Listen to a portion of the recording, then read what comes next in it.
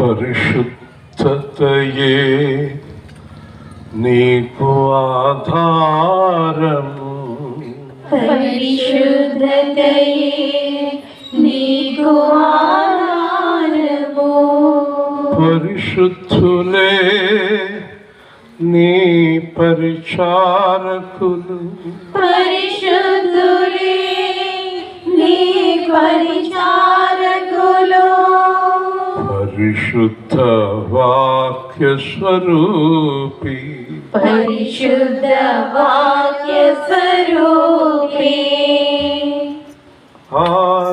ఆరాధింతును ఆత్మతో సత్యముతో, ఆరాధింతును ఆత్మతో సత్యముతో.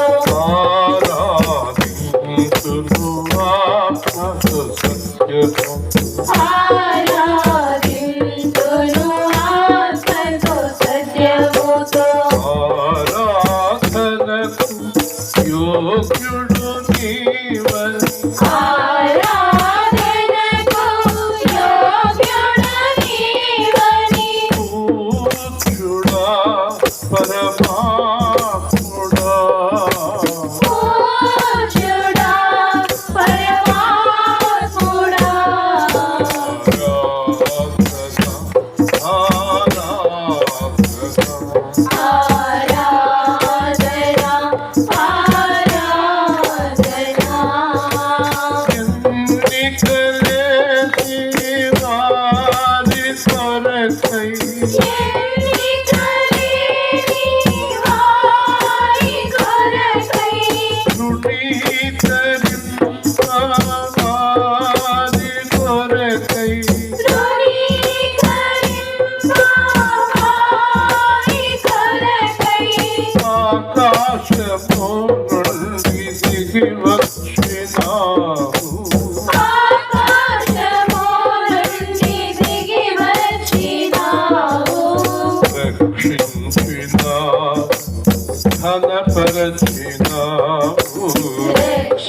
రక్షించినావు, ఘనపరచినావు. ఇంత గొప్ప రక్షణ మాకిచ్చినావు, ఇంత గొప్ప రక్షణ నాకిచ్చినావు.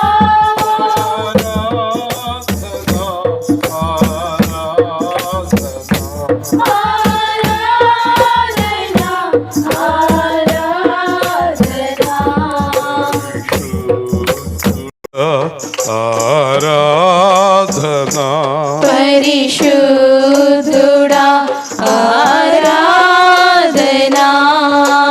సర్వలోకనాథుడ సర్వశక్తిమంతుడా, సర్వలోకనాథుడా సర్వశక్తిమంతుడా. సర్వలోకనాథుడ సర్వశక్తిమంతుడా, సర్వలోకనాథుడా సర్వశక్తిమంతుడా. సమస్తముని నీకు సాక్ష్యమే దేవా, సమస్తము నీకు సాధ్యమే దేవా. ఆరాధనా ఆరాధనా ఆరాధనా ఆరాధనా.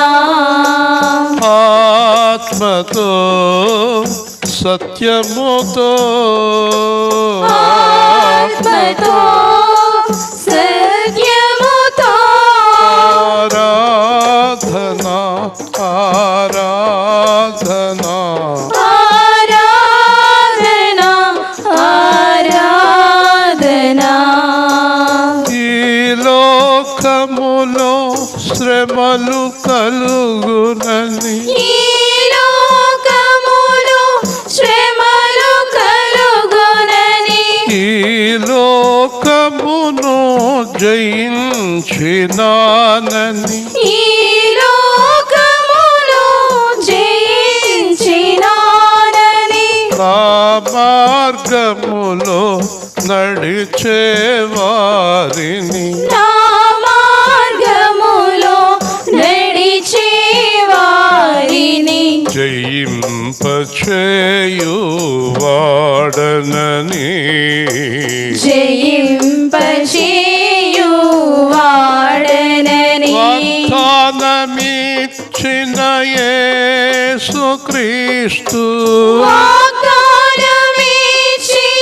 యేసుక్రీస్తు ఆరాధనా ఆరాధనా ఆరాధనా ఆరాధనా ఆత్మతో సత్యముతో ఆరాధనా ఆత్మతో సత్యముతో ఆరాధనా ఆత్మతో సత్యముతో ఆరాధనా ఆత్మతో సత్యముతో ఆరాధనా నీవొక్కడివే మానవ హృదయము నీవొక్కడివే మానవ హృదయము తెలిసిన వాడము దేవదేవా తెలిసిన వాడవు దేవదేవా ఎవరికి ఏమి చేయాలో ఎవరికి ఏమి చేయాలో సమస్తము నీకు తెలియును దేవా సమస్తము నీకు తెలియును దేవా ఆరాధన ఆరాధన ఆరాధనా ఆరాధనా ఆరాధన ఆరాధన ఆరాధనా ఆరాధనా ఆరాధన ఆరాధన ఆరాధనా ఆరాధనా కూర్చుందాం.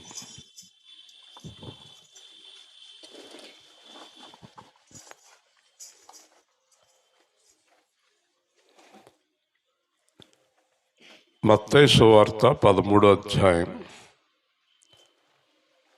47వ వచనము. చాలా జాగ్రత్తగా విందాము దేవుని మాటలు. మత్తయి సువార్త 13:47. మరియు పరలోక రాజ్యము సముద్రంలో వేయబడి నానా విధములైన చేపలను పట్టిన వలను పోలియున్నది. అది నిండినప్పుడు దానిని దరికి లాగి కూర్చుండి మంచి వాటిని గంపలలో చేర్చి చెడ్డ వాటిని బయట పారవేయుదురు. అలాగే యుగ సమాప్తి యందు జరుగును. దేవదూతలు వచ్చి నీతిమంతులలో నుండి దుష్టులను వేరుపరిచి వీరిని అగ్నిగుండంలో పడవేయుదురు. అక్కడ ఏడ్పును పండ్లు కొరుకుటయును ఉండును. జాగ్రత్తగా విందాము. యేసు ప్రభు ఈ లోకానికి వచ్చిన ప్రధానమైనటువంటి కారణం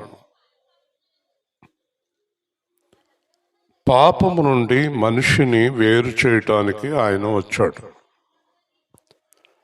పాపము చేయవారు దుష్ట సంబంధులు అని వాక్యం సెలవిస్తుంది.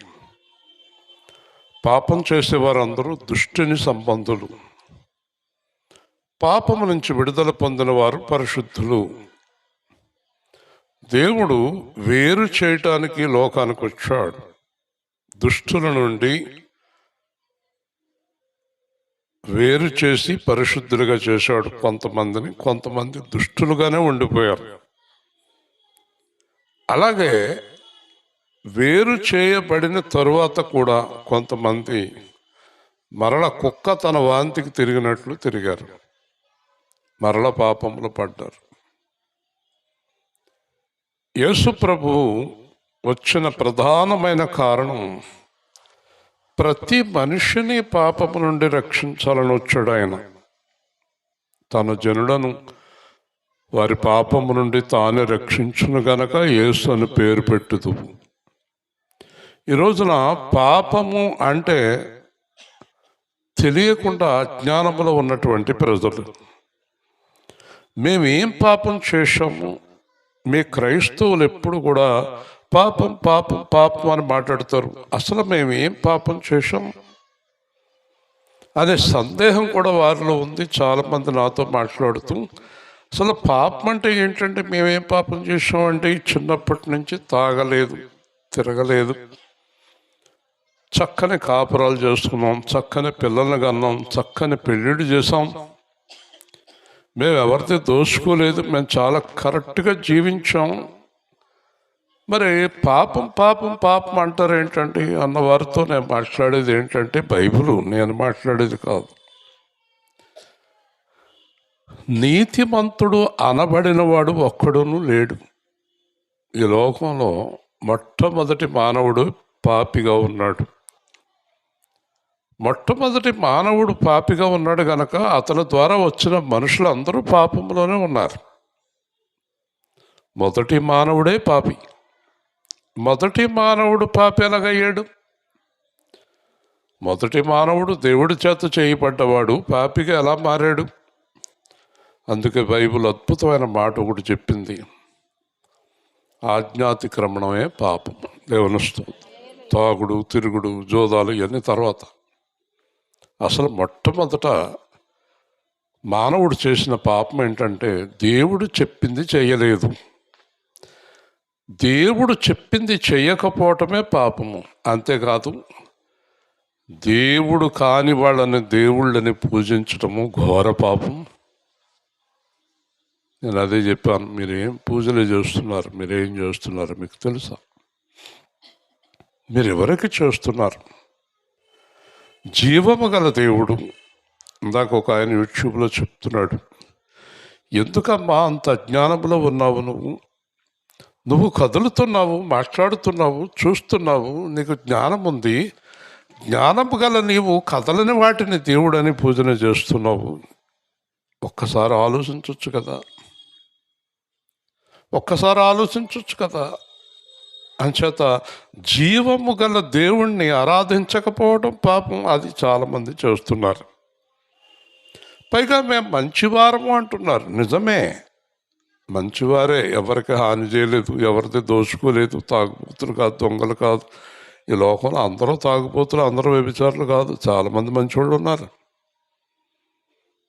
చాలామంది మంచివారు ఉన్నారు. మా మామగారు యేసుప్రభులోకి వచ్చేదాకా ఆయన ఏ తప్పు చేసినవాడు కాదు, మా అత్తగారు ఏ తప్పు చేసినవాడు కాదు. కానీ రక్షణ అవసరం లేదంటే కుదరదు. రక్షణ అవసరమే. మా అత్తగారు త్రిమూర్తులని ముగ్గురు బొమ్మలు పెట్టి ఆరాధన చేసేది. వాళ్ళ అబ్బాయికి త్రిమూర్తులని పేరు పెట్టింది. నేనేం పాపం చేశానో అనేది ఆవిడ రక్షణ పొందటానికి. నేనేం చేశానయ్యా, కష్టపడి పని చేసుకుంటున్నాను అనేవాడు ఆయన. కొన్నాళ్ళకి వాళ్ళిద్దరూ మేము పాపులమని ఒప్పుకుని రక్షణ పొందారు. దేవుని స్తోత్రం. కాబట్టి పాపం అనేది తెలియక మేము ఏం పాపం చేశాము అని అంటున్నారు. కానీ మీరు చేయకపోయినా మీ తాత ముత్తాతలు చేశారు, వాళ్ళ తాత చేశాడు, వాళ్ళ తాత చేశాడు, వాళ్ళ తాత చేశాడు. అవన్నీ నీకు వచ్చినాయి. పోలికలు ఎలాగొచ్చినాయో, బుద్ధులు ఎలాగొచ్చినాయి, పాపం అలాగే వచ్చింది. కాబట్టి ఒకవేళ ఈ లోకంలో గనక మానవుల్లో ఎవరైనా పాపం లేనివాడు ఉండుంటే యేసుప్రభు ఈ లోకానికి రావాల్సిన అవసరం లేదు. యేసుప్రభు సిలువలో రక్తం చిందించవలసిన అవసరము లేదు. అందరూ పరిశుద్ధులే అయినప్పుడు ఇంకా దేవుడు దిగిరవలసిన అవసరం లేదు. కానీ అలా లేదు. అందరూ పాపులే, పాపం లేనివారు ఒక్కరు లేరు. కాబట్టి ఆజ్ఞాతిక్రమణం ఒకదాని వెంబడి ఒకటి చేసుకుంటూ వచ్చారు. మొట్టమొదటి మానవుడు తాగలేదు, తిరగలేదు, కానీ దేవుడు చేయొద్దన్న పని చేయటాడు. ఇంకా అక్కడి నుంచి అన్నీ చేయొద్దన్న పనులే. ఇంకా అక్కడి నుంచి అన్నీ చేయొద్దన్న పనులే. ఒకటి చేయమన్న పని ఒకటి చేయలేదు. ఇంకా అందరూ అన్నీ చేయొద్దన్న పనులే. వింటున్నారా? ఏది చేయొద్దంటారో అదే, ఏది మాట్లాడొద్దంటారో అదే. నాకు ఒక ఆయన, ఇంకో పెద్ద ఆయన గురించి అంటున్నాడు. ఆయన అంతా బాగానే ఉంది, ఆయన చాలా బాగా మాట్లాడుతున్నాడు, నాకు నచ్చాడు. ఒక పెద్ద ఆయన ఇంకో పెద్ద ఆయన గురించి మాట్లాడుతున్నాడు. నేను పేర్లు ఎందుకు చెప్తలేదంటే దీంట్లో వెళ్తుంది, ఏడుస్తారు. కాబట్టి ఆయన చాలా పెద్ద ఆయన, ఈయన చాలా పెద్ద ఆయన. ఈయన అంటున్నాడు, ఆయన అంటే నాకు ఇష్టము, అంత బాగానే ఉంది, కానీ నోరు సరిలేదు గనక పాపాత్ముడు అన్నాడు. హల్లెలూయా. ఏం సరిలేదు? ఆ నోరు వాగుడు ఉందే, గొడ గొడ గొడ గొడ గొడ గొడ గొడ గొడ వాగుతూనే ఉంటాడు. ఆ వాగుల్లో కొన్ని తప్పుడు మాటలు మాట్లాడేశాడు.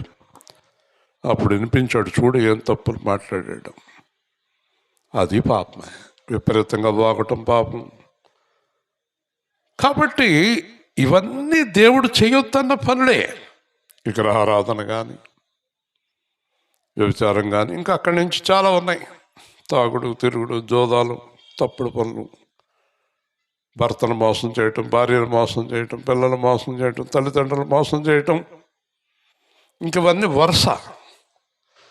ఒక్కసారి ఆజ్ఞ తప్పిన తర్వాత ఇంకా దారి.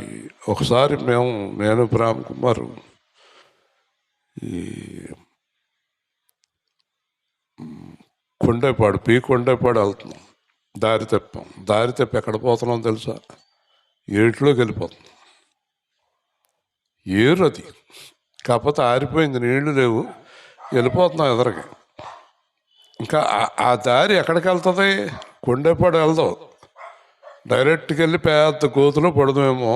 ఎవరో లైట్ పెట్టుకుని వస్తున్నాడు, ఎక్కడికంటే అన్నాడు. కొండేపాడు కాదండి బాబు, ఏరిది. అవునా, ఏరా? మరి దారి తిప్పారంటే అలాగే వెళ్ళండి బాబు అన్నాడు.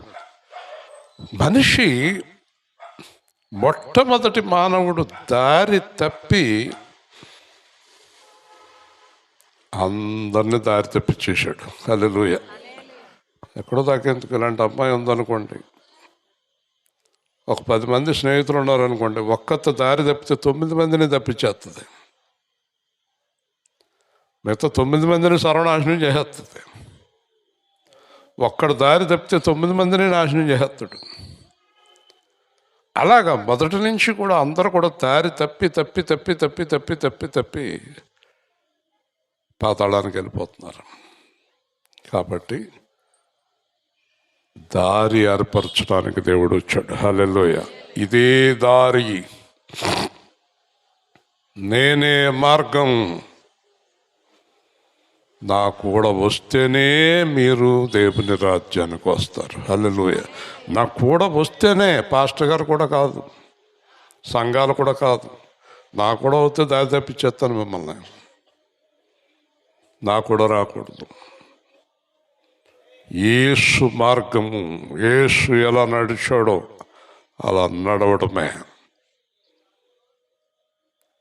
ఈ కుటుంబం అంతా కూడా యేసు నడిచినట్టు నడిస్తే ఈ కుటుంబాన్ని స్వస్థపరుస్తానని ఈరోజు కాదు, ఎన్ని ప్రార్థనలు జరిగినా అన్ని ప్రార్థనలోనే అదే చెప్పాను నేను. దేవుని స్తోత్రం. యేసు నడిచినట్టు నడిస్తే నేను స్వస్థపరుస్తాను. నీ ఇష్టం వచ్చిన మార్గానికి పోయి, ఇష్టం వచ్చినట్టు పోయి, ఆరాధనలు మానేసి, వాక్యాలు మానేసి, నేను ఎక్కడో పని చేస్తున్నాను, నేను డబ్బులు సంపాదిస్తున్నాను, నేను సువార్తకు రాను, నేను ఆరాధనకు రాను, నేను దేవుడి దగ్గరికి రాను, నేను మోకరించను, నేను ప్రార్థన చేయను, నేను అటు ఇటు తిరుగుతాను అంటే నీకు నేను కార్యం చేయను. దేవుని స్తోత్రం. నీ కార్యం చేయను. గుర్తుపెట్టుకో, నీ మార్గంలోకి నేను రాను, నా మార్గంలోకి నువ్వు రావాలి. దేవుని స్తోత్రం. హల్లెలూయా. నా హెచ్చరిక పాటింతే నీ కార్యం చేస్తాను.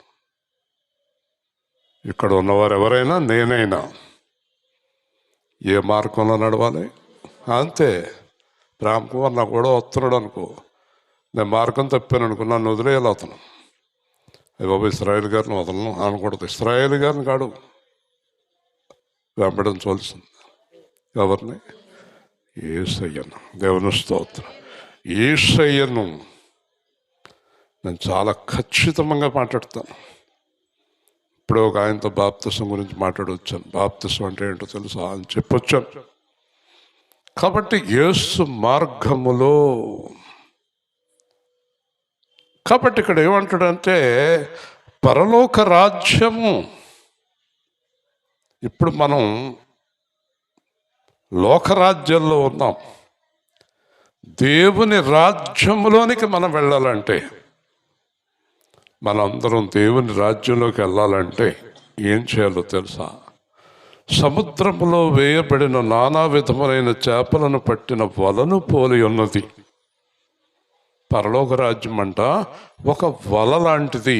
శ్రద్ధగా వినాలి. ఈ వల సముద్రంలో వేశారు, చాలా రకాల చేపలను పట్టారు. కానీ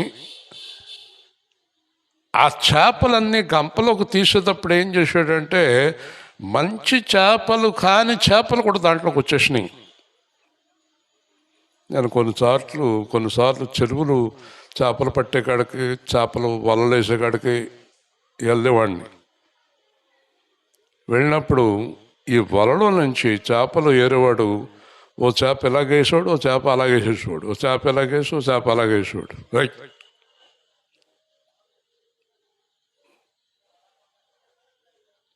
ఓ చేప అలాగా, ఓ చేప ఎలాగా. అడిగాను, ఇదేంటి ఆ చేపలు అలా పడేస్తున్నాడు. బాయ్ తినరండి, మంచిగా కదండి. మరి అయ్యి ఎలాగొచ్చినాయి? వచ్చేస్తాయండి. కాబట్టి దేవుడు మాట్లాడుతున్నాడు, మంచి వాటిని గంపలు చేర్చి చెడ్డ వాటిని బయట పారవేయుదురు. హల్లెలూయా. అందుకు వచ్చాడు దేవుడు. నేను ఏదైనా గద్దిస్తున్నా, మాట్లాడుతున్నా, వెనకాల నన్ను విమర్శిస్తున్నారు, నాకు వినబడుతుంది. మీరు విమర్శించడం వల్ల మీకు ఫలితం లేదు కదా. 2 నష్టాలు. ఒకటి, దేవుని ఉగ్రత మీ మీదకు వస్తుంది. 2 అంతలుగా వస్తుంది సేవకుని కూడా విమర్శించడం వల్ల. మీకు చేతనైతే అలా బ్రతకడం నేర్చుకోండి, లేకపోతే విడిచిపెట్టేళ్ళండి. అంతేగాని ఇలాగన్నారు, అలాగన్నారు, ఇలాగన్నారు. ఎలాగన్నారు? ఏ విధంగా అన్నారు? ఇంటికెళ్ళి వాట్సాప్ పెట్టుకోండి. నా ప్రోగ్రాంలన్నీ చూడండి. ఒక్క పొరపాటు మాట ఉంటే నేను దైవ సేవకుడిని కాదు. దేవుని స్తోత్రం. దేవుడు చెప్పమన్నది చెప్తాను. దేవుడు చెప్పమన్నది బైబిల్లో ఉన్నది స్పష్టంగా వివరిస్తాను. కాబట్టి ఈ చెడ్డ చేపలు ఉన్నాయే, మంచి చేపల విలువ పోతుందండి. 100 చేపల్లో 4 చెడ్డ చేపలు ఉంటే కొనేవాడు అంటాడు, టన్ను 1500 రేటు ఉంటే 1200కి ఇవ్వమంటాడు. అదేంటయ్యా అంటే, దాంట్లో కొన్ని చెత్త చేపలు ఉన్నాయి, అవి తీసేస్తే 1500, అది ఉంటే 1200. ఎందుకంటే నేను కూడా వాటిని బయట పారేయాలి. దేవుని స్తోత్రం. చెత్తను దేవుడు ఎన్నుకోడు, మనుషులు ఎన్నుకోరు, ఎవరు ఎన్నుకోరు. ఈ చెత్త ఎవరంటే, ఈ చెడ్డ చేపలు ఎవరంటే,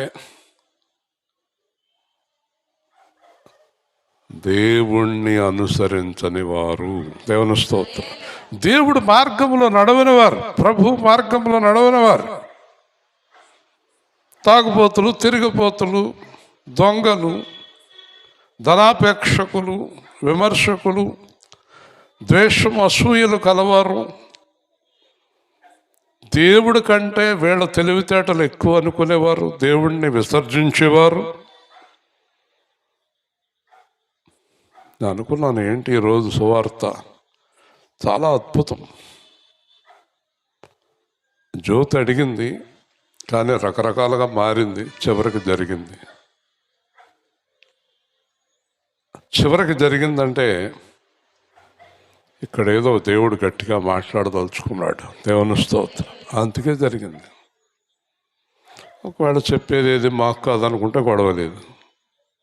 ఒక్కడితో మాట్లాడు, మనందరితోటి దేవుడు మాట్లాడతాడు. కాబట్టి చెడ్డ వాటిని బయట పారవేయుదురు.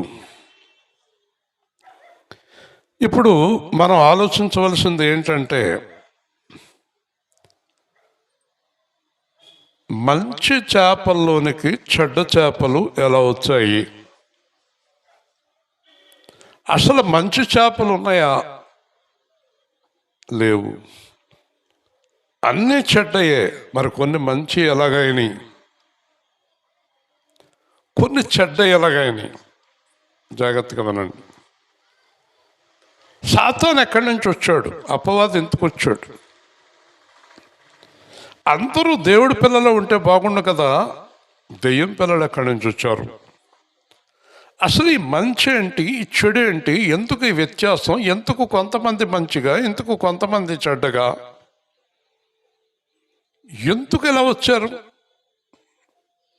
అనేది మనం లోతుగా విశ్లేషిస్తే చిన్న విషయం చెప్తాను మీకు. యాకోబును ప్రేమించి తిని, ఏసావును ద్వేషించి తిని. ఇద్దరు ఒకే తల్లికి పుట్టిన బిడ్డల్లో ఒకడిని ఎన్నుకున్నాడు, ఒకడిని ద్వేషించాడు దేవుడు. ఎందుకు? ఆ చరిత్ర చూస్తే అర్థమవుతుంది. యాకోబు స్టార్టింగ్ వచ్చి మోసగాడుగా కనిపించాడు. ఏసావు ప్రారంభంలో మంచివాడిగానే కనిపించాడు. కానీ చివరి జీవితం చూసేటప్పటికీ యాకోబు ఇశ్రాయేలు అయ్యాడు, కానీ ఏసావుగానే ఉండిపోయాడు. హల్లెలూయా. అది దేవుడికి తెలుసు. అంటే ఇక్కడ మీరు అర్థం చేసుకోవాల్సింది ఏంటంటే, కొంతమంది మారు మనసు పొందుతారు, కొంతమంది ఎప్పటికీ మారు మనసు పొందరు. దేవుని స్తోత్రం. అయ్యే చెడ్డ జాబులు.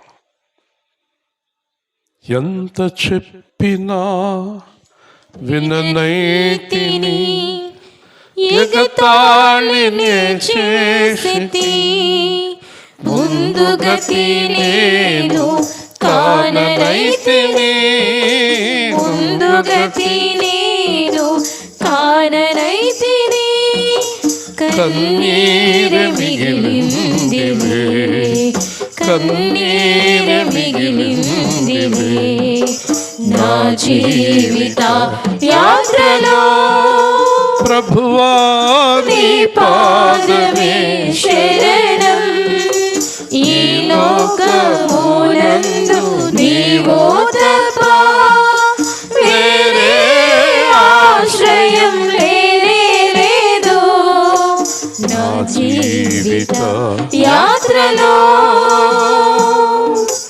పలువిధ శోధన కష్టములు ఆవరించుచుండగా నన్ను విడిపోయే నా జనులెల్లా నన్నాదుకో యేసువా, నన్నాదుకో యేసువా, నా జీవిత యాత్రలో నీదుగా యంబుని రేపితి, ఘోర పాపినైతిని,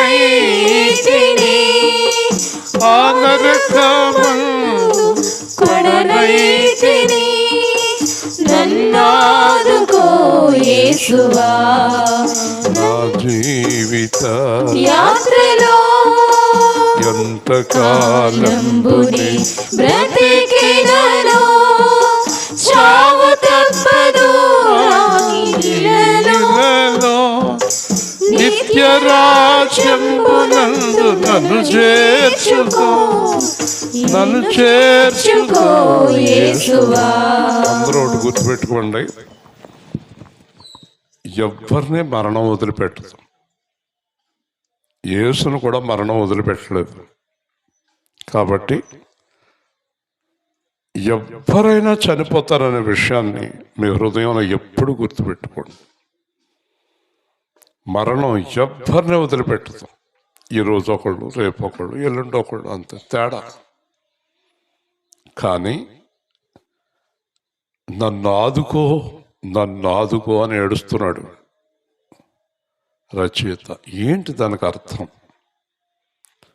అట్టి ఘోర మరణము నుంచి మమ్ములను ఆయన తప్పించను. అంటే క్రీస్తు యేసులో ఉన్నవారికి మరణం లేదు. దానికి కారణం ఏంటంటే నిద్రపోతారు అన్నాడు ఆయన, వారు మరణించరు. నిద్ర మళ్ళీ లేపుతాడు. దేవుని స్తోత్రం. మరణం లేదు, ఎందుకంటే యేసు మరణాన్ని జయించాడు. అంటే దానికి అర్థం ఏంటంటే యేసు క్రీస్తులో ఉన్నవారికి మరణం లేదు. అంటే మరణం రావటానికి ప్రధానమైన కారణం ఏంటో అందరూ ఒక్కసారి చెప్పండి. గట్టిగా గట్టిగా చెప్పాలి, ప్రతి నోరు చెప్పాలి, మళ్ళీ చెప్పాలి. పాపం అంటే ఏంటి? ఇప్పుడే చెప్పాను. దేవుడి మాట అదే పాపం. చిన్నదైనా పెద్దదైనా పాపమే. కాబట్టి దేవుడు నిన్ను మరణం నుంచి తప్పించడానికి ముందు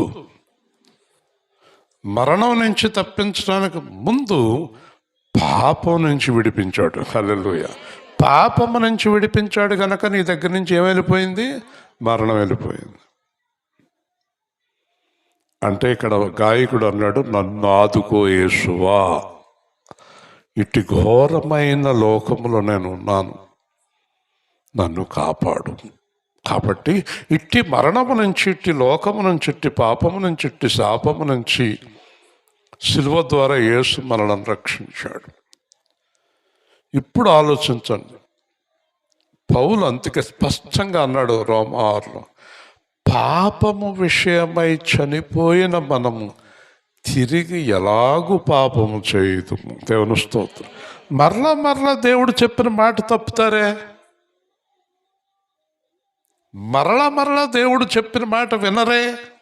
రక్షణ పొందారు, వాక్యం వింటున్నారు, రొట్టె విరుపు తీసుకుంటున్నారు, తప్పుడు పనులు మానలేదు, తప్పుడు ఆలోచనలు మానలేదు, ధనాపేక్ష మానలేదు, ఎదుటి వారిని విమర్శించడం మానలేదు, ద్వేషించడం మానలేదు, ప్రేమ లేదు. ఇలాంటి వారు దేవుడి రాజ్యానికి వెళ్ళగలరా అంటే ఆ చేపలను నేను నా రాజ్యంలోకి రానివ్వను. దేవుని స్తోత్రం. బయటకు విసిరివేస్తాను. నువ్వు జీవితం గురించి ఆలోచిస్తున్నావు. నువ్వు దేని గురించి ఆలోచిస్తున్నావో తెలుసా? నువ్వు చాలా జాగ్రత్తగా దేని గురించి ఉన్నావో తెలుసా? మా ఆయన, నేను, నా పిల్లలు జాగ్రత్తగా సంపాదించుకుని, జాగ్రత్తగా బతికి, డబ్బులు పోజేసుకుని, లేదా నా భర్త ఎలా ఉన్నాడు, ఎలాగైనా మారితే చాలు. అయితే ఈ గొడవల్లో, అంటే లోకం గొడవల్లో నీ ఆలోచన ఎప్పుడు నువ్వు, నీ భర్త, నీ ఇల్లు, నీ కుటుంబం, నీ తిండి, నీ డబ్బు, నీ గోల, రెండో గొడవ లేదు నీకు. కానీ దేవుని పిల్లలకు ఈ ఆలోచన ఉండకూడదు. దేవుని పిల్లలకు ఏ ఆలోచన ఉండాలంటే దేవుడిచ్చిన రక్షణ ఎప్పుడైనా పోగొట్టుకుంటానేమో అని గడగడ వణుకుతూ ఈ రక్షణ కాపాడుకోవాలి. దేవుని స్తోత్రం. ఎక్కడుంది అది? ఉందది. ఆ భయం ఉందా? ఆ భయం ఉందా? నేను ఇలా చూస్తే పరలోకం పోద్దేమో, నేను ఇలా మాట్లాడితే పరలోకం పోద్దేమో, నేను ఇలా జీవిస్తే పరలోకం పోద్దేమో అన్న భయము నీలో ఉందా? ఉంటే ఆ పని చేస్తావా? చెయ్యవు కదా. అదే మంచి చేప. దేవుని స్తోత్రం. దేవుడికి వ్యతిరేకమైన మాటలు కూడా మాట్లాడకుండా జాగ్రత్తగా జీవించే చేపే మంచి చేప. మంచి చేప. అలాగే యుగ సమాప్తి యందు జరుగును. చూడండి, దేవదూతలు వచ్చి నీతిమంతులలో నుండి దుష్టులను వేరుపరచి. ఇప్పుడు చెప్పండి, దేవదూతలు వస్తారు, ముద్ర వేస్తారు మనందరి మీద. ఎవరిని ముద్రిస్తారు? నీతిమంతులను ముద్ర వేస్తారు. ఎవరిని వదిలేస్తారు? దుష్టుల్ని వదిలేస్తారు. కాబట్టి నీతిమంతుల్ని పరలోకం చేర్చేది, దుష్టుల్ని అగ్నిగుండంలో వేసే పని ఎవరు చేస్తారు? దేవదూతలు కోట్ల కొలదిగా ఉంటారు. ఇప్పుడు చెప్పండి, నీతిమంతులు ఎవరు? మరి బైబిల్ ప్రకారం నీతిమంతులు ఎవరు లేరు. మరి నీతిమంతులు ఎక్కడి నుంచి వచ్చారు వీళ్ళు? చెప్పు విజయ. నీతిమంతులు ఎవరు లేరు కదా, మరి నీతిమంతులు ఎక్కడి నుంచి? పర్లేదు కూర్చొని చెప్పు. యేసు ప్రభు రక్తం వల్ల కడుగబడి నీతిమంతులు అయ్యారు. హల్లెలూయా చెప్పండి. ఎవరి వలన? మరి వాళ్ళు దుష్టులు ఎక్కడి నుంచి వచ్చారు? దుష్టులు ఎక్కడి నుంచి వచ్చారు? యేసు ప్రభుని అంగీకరించలేదు, యేసు ప్రభు రక్తంలో కడగబడలేదు, యేసు ప్రభు రక్తంలో కడగబడి కూడా తిరిగి పాపము చేశారు. వాళ్ళందరూ దుష్టులే. మీకు చాలాసార్లు చూపించాను, మళ్ళీ ఇంకొకసారి చూపిస్తాను. యోహాను 1 పత్రిక 5వ అధ్యాయం. 1 యోహాను పత్రిక 5వ అధ్యాయం. మీకు దుష్టులు ఎక్కడి నుంచి వస్తారు అనే దానికి చూపిస్తున్నాను. మీకు దుష్టుడు ఎలా వస్తున్నాడు, దుష్టుడు ఎలా వచ్చాడు చూడండి. 1 యోహాను 5:18. దేవుని మూలముగా పుట్టి ఉన్నవాడెవడును పాపము చేయడని ఎరుగుదుము. దేవుని మూలముగా పుట్టినవాడు తను భద్రం చేసుకును గనుక దుష్టుడు వాణ్ణి ముట్టడు. మనము దేవుని సంబంధులమనియు లోకమంతయు దుష్టయందనియు ఎరుగుదుము. మనం ఇప్పుడు ఇక్కడ వాక్యం జాగ్రత్తగా చూస్తే పాపము చేయని వాడిని దుష్టుడు ముట్టడు. పాపం చేసిన వాడిని ఎవరు ముట్టుకుంటారు? దుష్టుడు ముట్టుకుంటాడు. ఉదాహరణకి ఒకడు తాగుడు మానేశాడు, అంతకుముందు ఇంకో తాగుపోతాడు వచ్చి నీకు కేకేసుకెళ్ళేవాడు. మానేశాడు, 4 సార్లు వచ్చాడు, రారా వెళ్దామని. బయటకు వచ్చి, బుద్ధి ఉందా నీకు? మళ్ళీ రాకు ఇంటికి, నేను తాగుడు మానేశాను. గొత్తడాడు, గట్టిగా చెప్పాలి. గొత్తడా అంటే దుష్టుడు ఎవరిని ముట్టుకుంటాడు?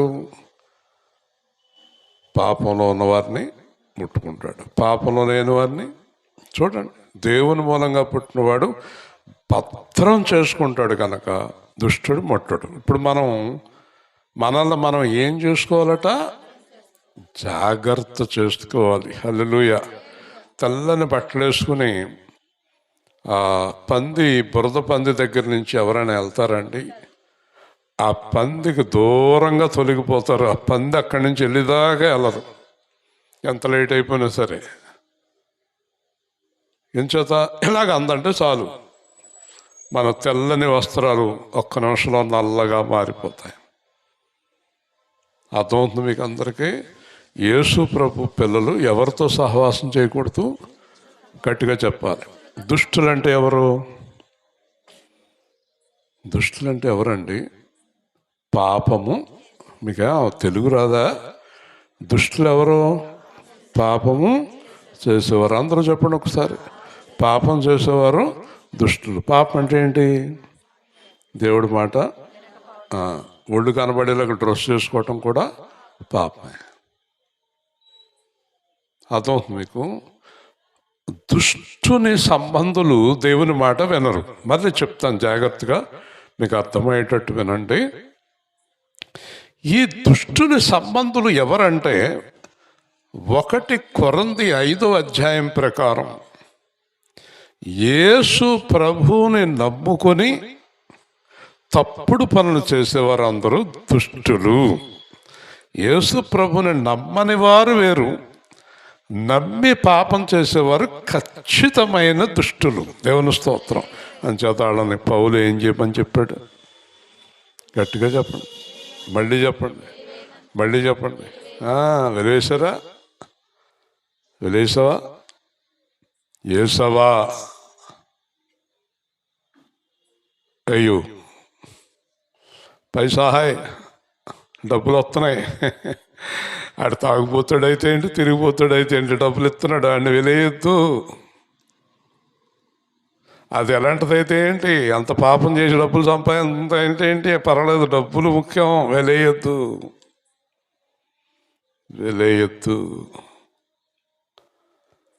ఒకరోజు ఒక అతను నా ఇంటికి 10,000 కట్టపట్టుకొచ్చాడు. ఆ రోజుల్లో నాకు 100 రూపాయలు అంటే చాలా కష్టం. కట్టెలా రెపరెపలాడిస్తున్నాడు. వచ్చాడు. ఏంటన్నా? తీసుకోండి అన్నాడు. ఏంటిదన్నాను? కానుక అన్నాడు. ఎందుకన్నాను? మీకు ఇవ్వాలనిపించింది. వాసన, నోరంతా కంపు అన్నాను. పట్టుకెళ్ళి తర్వాత మళ్ళీ కనిపించాడు. ఏమంటే ఆ రోజు తీసుకోలేదని మామూలుగా ఉన్నాడు. నువ్వు దుష్టిని సంబంధివి అన్నాను. ఏమండి ప్యాకెట్ ఆడు తెచ్చి నీ తీసుకోకూడదా అన్నాడు. ఆడు చెప్పాడు. ప్యాకెట్లో డబ్బులు వచ్చినాయంట, తెచ్చాడు. నేను ఇలా అంటున్నాను అనుకోకండి. ఓ పాస్టర్ గారు అంటున్నారు ఆసంట్లో, అది ఎలాంటి డబ్బు అయితే ఏంటి? దేవుడు పంపించాడు మన దగ్గరికి. ఎవరో చెప్పాలి. దేవుడు పంపించాడా? దేవుడు పంపిస్తే భద్రం చేసుకోమని ఎందుకు చెప్తాడు నేను? దేవుడు పంపిస్తే భద్రం చేసుకోమని ఎందుకు చెప్తాడు? భద్రం చేసుకోవటం అంటే ఏంటి చెప్పాలి. భద్రం చేసుకోమంటే ఏంటి? పాప బేబీ గారు, ఎవరు పడితే వాళ్ళతో ఆటో ఎక్కి వెళ్ళిపోతామనా? ఎవరు పడితే వాళ్ళ ఇంటికి వెళ్ళిపోతామనా? ఎవరు పడితే వాళ్ళతో తిరిగేయటమేనా? అదే భద్రం చేసుకోవటం. వాళ్ళని వెలివేయమన్నాడు. హల్లెలూయా. వెలియండి. వాళ్ళ డబ్బులు కానీ వాళ్ళ సహవాసం కానీ మనకొద్దు. వాళ్ళు ఎన్ని లక్షలు ఇచ్చినా సరే, వాళ్ళు ఏమి ఇచ్చినా సరే మనకు వాళ్ళతో సహవాసం కుదరదు. కుదరదంటే కుదరదు అంతే. ఎవరు? నేను ఇందాక నేను చెప్పేది ఎవరి గురించి? యేసు ప్రభు నమ్ముకొని పాపం చేసేవారితో మన సహవాసము కుదరదు. దేవుని స్తోత్రం. కుదరదు. ఇంకా ముందుకెళ్ళాడు పౌలు. వాళ్ళతో మంచినీళ్ళు కూడా తాగొద్దన్నాడు. ఇంతకీ నేను చెప్పేది అన్యుల గురించి కాదు, అన్యుల గురించి కూడా రాశాడు పౌలు. అన్యులు ఇంకా ప్రభులోకి రాలేదు కనుక వాళ్ళతో సహవాసం చేయండి అన్నాడు. పైగా సహోదరుడు అనబడిన వాడు అని రాయబడి ఉంది. దేవుని స్తోత్రం చెప్పండి. చూసారు ఎంత స్ట్రిక్ట్గా ఉండాలో మనం. ఎంచేత దుష్టుల నుండి మనలను దేవుడు వేరు చేశాడు. హల్లెలూయా. కాబట్టి మనము చాలా జాగ్రత్తగా ఉండాలంట. దుష్టులను వేరుపరచి, దుష్టులను ఏం చేశాడు? వేరుపరచి వీరిని అంటే ఎవరిని? దుష్టులను అగ్నిగుండములో పడవేయుదురు. ఇది 2వ మరణము. దేవుని స్తోత్రం. అట్టి గొప్ప మరణము నుండి దేవుడు మమ్ములను తప్పించెను అన్నాడు పౌలు. చూసారా? ఇప్పుడు ఈ దుష్టులు అందరూ కూడా అగ్నిగుండములోనికి వెళ్ళక తప్పదు.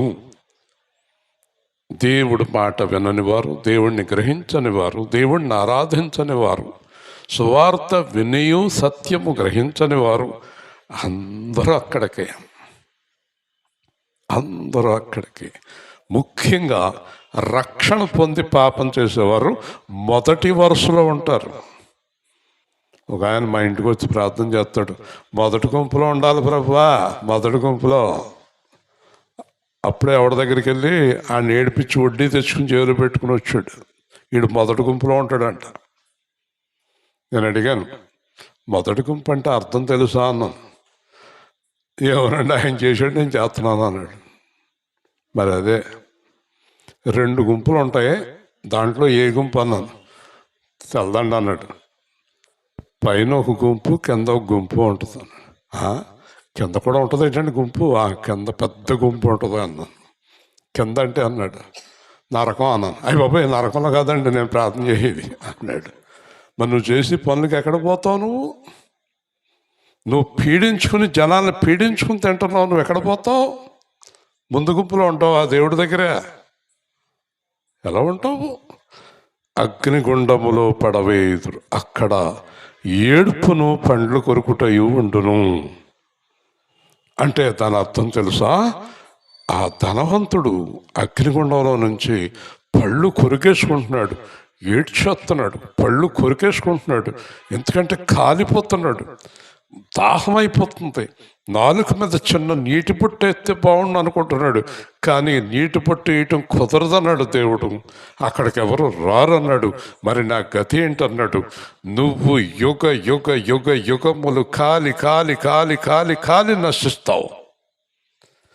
ఇతడేమో నాతో ఉండి ఉండి ఉండి ఉండి ఉండి వెలుగులోకి వెళ్ళిపోతాడు. హల్లెలూయా. ఇది చివరి తీర్పు దేవుడిది. ఇప్పుడు మనందరం ఈ అన్యజనులకి సువార్త ప్రకటించాలమ్మా, రక్షణ పొందండి, పాపం నుంచి విడుదల పొందండి అని ప్రకటించడమే కాకుండా మనం పాపం లేని వారమై ఉండాలి. మనం పాపం చేస్తూ సువార్త ప్రకటించడం ఏంటండి? మనం తప్పులు చేస్తూ సువార్త చేయటం ఏంటండి? మనం అందరితో దెబ్బలాడుతా యేసు ప్రభువుని నమ్ముకోమని చెప్పటం ఏంటండి? మనం తప్పు చేస్తూ సువార్త చేయటం ఏంటండి?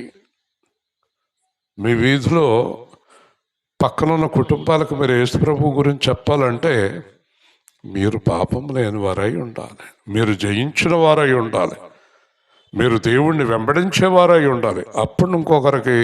అందుకే మీరు ఎవరిని సంఘాన్ని తీసుకురాలేకపోతున్నారు. ఒక్కళ్ళను కూడా. ఒక్కళ్ళని సంఘాన్ని తీసుకొచ్చిన ఇప్పటికి రెండు అంతలా ఉన్న సంఘం. ఎందుకంటే మీరు చెప్తే ఎవరు వినరు.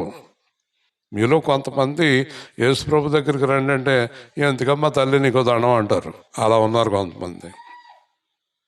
మీరు ప్రభువును చూపించండి, ఈ రోజు నుంచి అయినా మీ మాట వింటారు, మీ మాటకు విలువ వస్తుంది.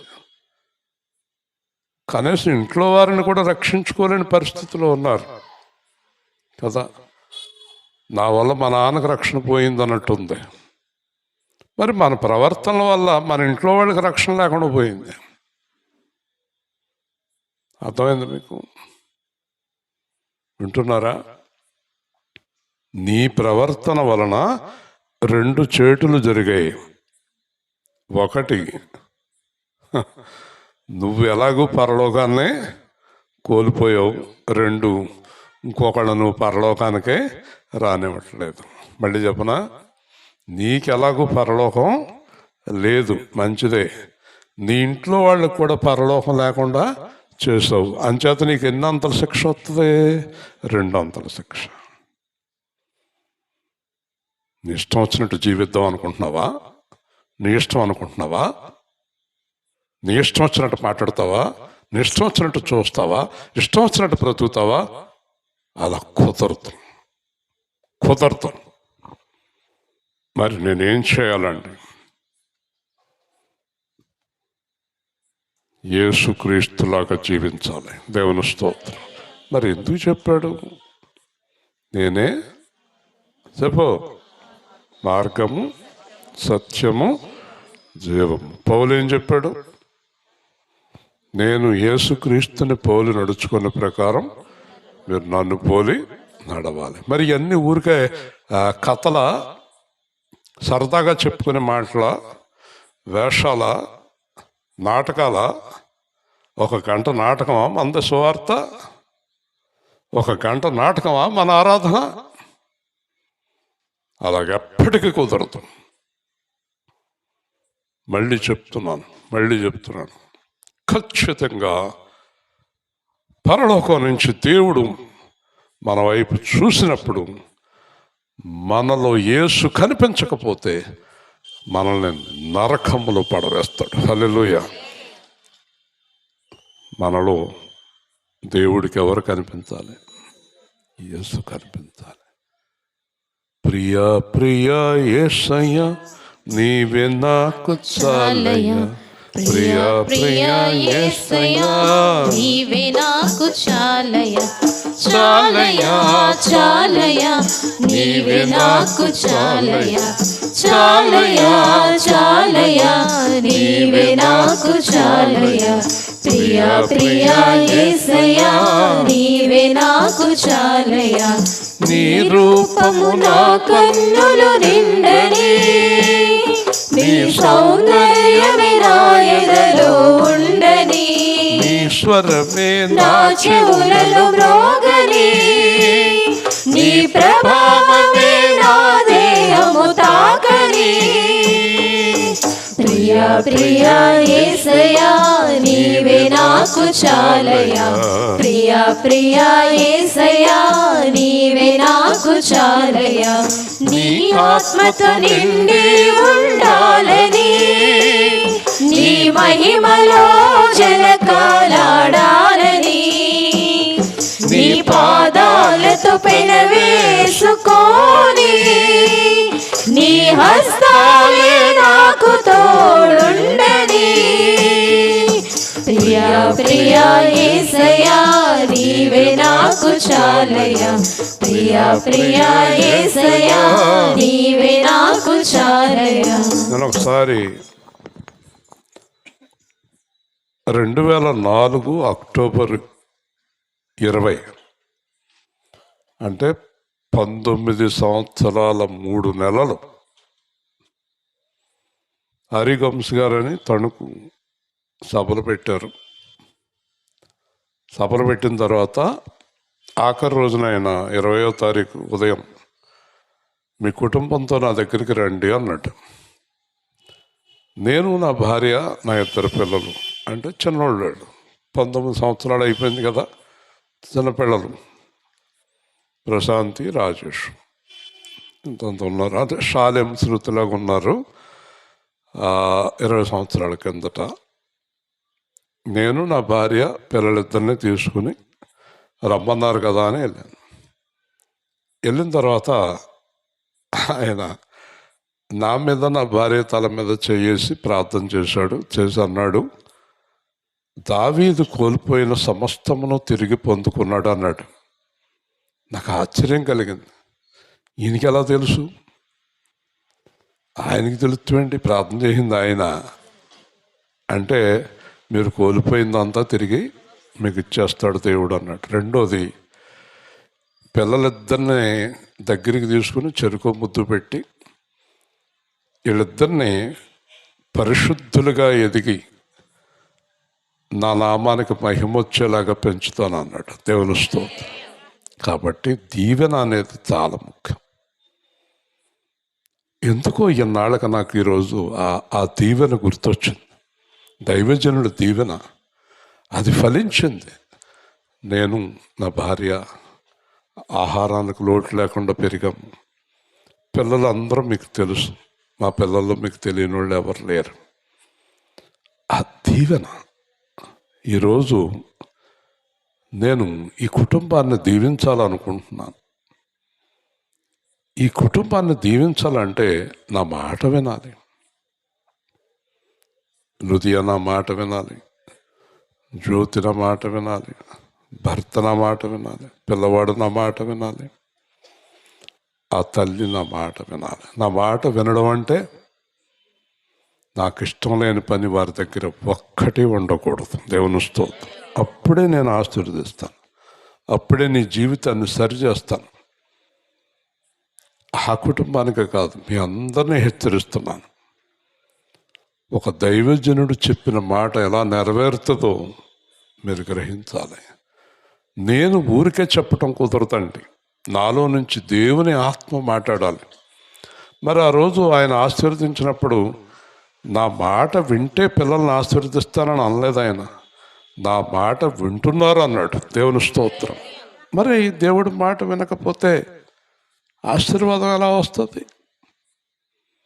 దేవుడి మాట వినకుండా ఆశీర్వాదం ఎందుకు వస్తుంది? రాదు. నేను ప్రార్థన చేసినా, నేను ఆశీర్వదించినా మీరు దీవించబడతారు. కానీ మీరు దీవించబడాలి, ఆశీర్వదించబడాలంటే నా హృదయంలో మీ గురించి నాతో దేవుని ఆత్మ చెప్పాలి. దేవుని స్తోత్రం. దేవుని ఆత్మ చెప్తేనే నేను ఆశీర్వదించగలను కదండి. దైవజనుల మాట ఎంత ఖచ్చితంగా జరిగిందో చూడండి. మరి మన మాటలు జరగాలి అంటే కనుక మీరు దేవుని మాట వినాలి.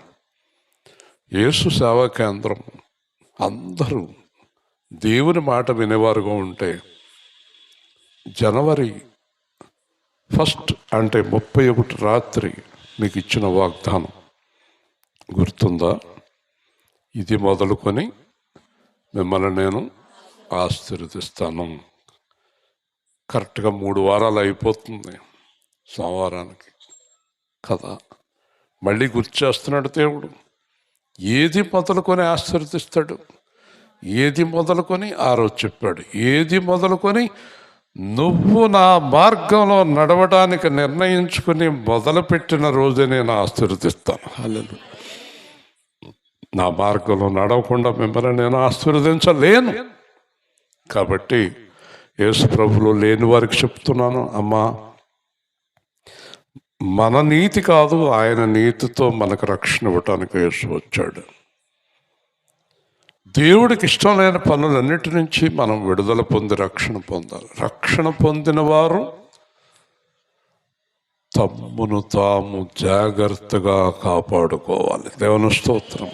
ఇహలోక మాలిన్యములు అంటకుండా. ఒక రోజున నేను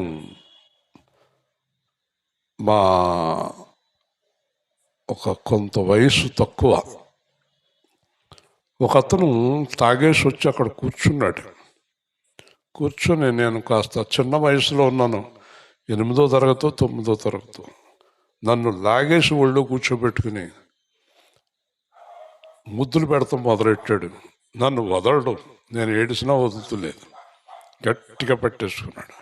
మొత్తం మీద ఎవరో వచ్చి, కుర్రాన్ని భయపెడతాడంటని చెప్పి గట్టిగా లాగెత్తే వదిలేశాడు. వదిలేశాక నేను వరలక్ష్మని మా అక్కగారింటికి వెళ్ళాను.